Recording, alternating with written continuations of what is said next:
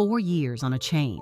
Winter after winter, with temperatures dropping to -40, every day was a fight for survival. He no longer believed things could ever change. His paws froze on the icy ground, his fur was matted, and his eyes were empty. But change did come. When the volunteers found Rocky, they froze. Before them sat a barely living dog, a shadow of himself. Weak and exhausted, he didn't even lift his head. His tongue was torn, his teeth were broken, a horse had kicked him once. A deep wound on his shoulder from a fight with another dog refused to heal. But the worst part wasn't even that. There was nothing left in his eyes. No fear, no hope.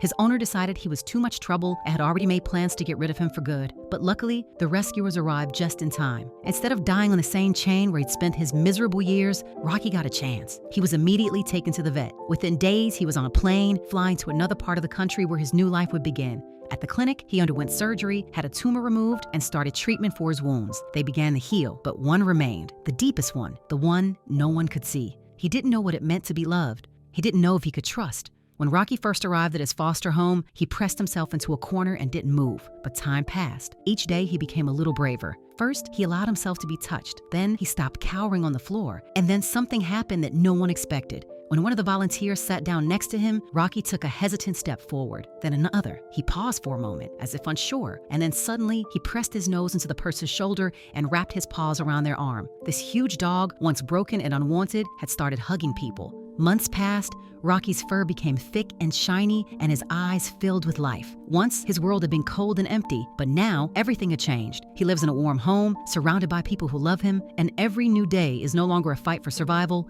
it's the joy of being alive.